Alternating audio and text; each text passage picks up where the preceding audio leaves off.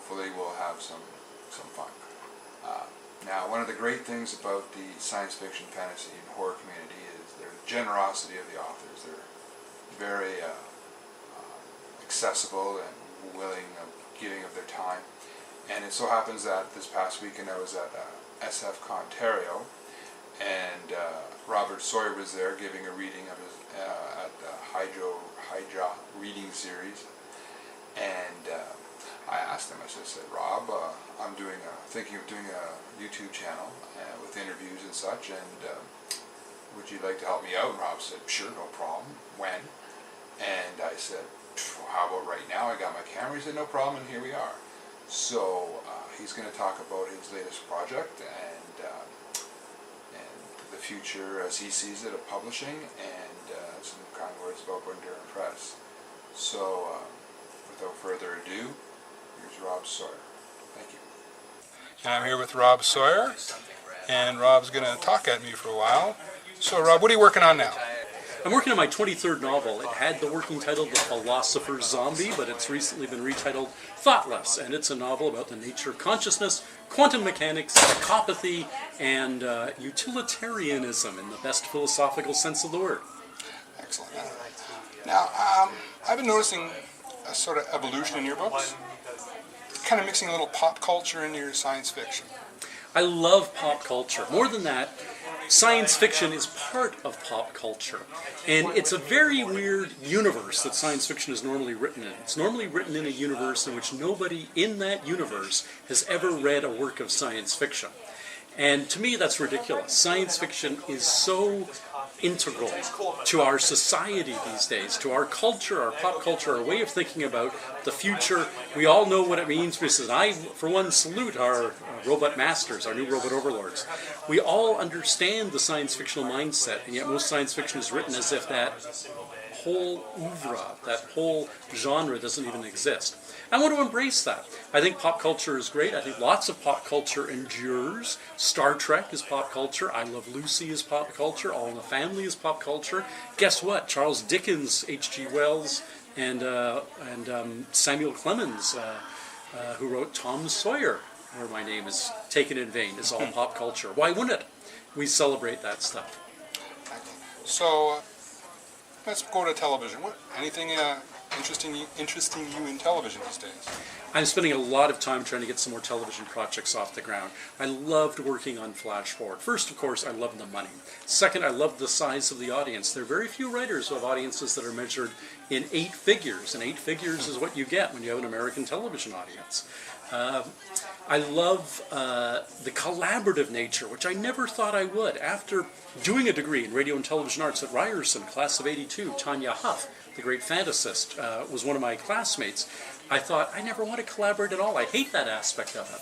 But working with the right people on Flash Forward, I realized that there's a synergy and an energy in doing the kind of collaborative creative work that is writing for television. I found it invigorating and would love to be part of another team doing that sort of thing. I was just in 2 days ago pitching yet another property to yet another broadcaster. It's something I do on a regular basis, and I keep hoping that something else will come to pass.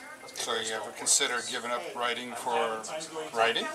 Giving up writing for print. If I ever consider giving up writing for print, I have. I love writing novels, there's no question about that. I really do enjoy it. But there's a reality that the publishing industry is not what it was when I entered it in 1990, a quarter of a century ago. The income levels are lower, the population of writers who are making a living at it is smaller. I've been lucky, enormously lucky, and blessed in the best secular sense of that word with the way my career has gone. But there's no doubt that the grass is not as green as it used to be. And I'm looking for other ways. Also, after writing 22 novels and after spending a quarter of a century being a novelist, there's nothing wrong with looking for a different challenge. You started today. Do you think you can make it? I think, sadly, the era of the kind of full-time professional writer who enjoys the life that I have, which is not just the income. There are some writers who are self-publishing via electronic books, for instance, who are doing very, very well, and many, many, many, many more who aren't. But it's not just about the income. It's about a lifestyle of book tours and literary salons and events and a community of writers and a physical interaction with your readership. I just did a reading here at SF Ontario, sponsored by the Toronto Arts Council. All of that is evaporating, and so the lifestyle, the life of being a writer, as well as the economic rewards, which have been plentiful in my own personal case, are dissipating, and I would not suggest that that's a likely career path for somebody starting today. That's interesting. So tell us how much you love Bundoran Press. I love Bundoran Press. Bundoran Press was founded by Virginia O'Dine and Dominic McGuire, and both of whom who are friends of mine. Dominic dropped out early on, and Virginia continued. And I actually am the guy who kind of brokered the marriage of Bundoran to Hayden Trenholm. I got Virginia and Hayden together. She had published Hayden's first novel, Defining Diana. I was editing my own line of science fiction books, Robert J. Sawyer books at the time, and Hayden submitted to me. Great friend of mine, great writer, but the book needed work. And I'm fundamentally lazy and was being underpaid to edit this line of books. And I passed on the novel with great reluctance because I didn't have the energy. Virginia O'Dine brought the energy that was needed to take a good novel that Hayden had written into being a first-rate science fiction / mystery novel. She did a wonderful job on it, published 2 more sequels, really built up that press. And my fondness for Virgie, as I call her, and for Hayden is boundless, and to see the press continuing with Hayden now having taken over the publisher that had helped build him as a writer, I think is just a wonderful full-circle success story, one of the great positive stories in Canadian publishing of the last decade. Well, excellent. Thank you very much. And if you fall in the hard times, I'm sure Bundoran will be there to help you out.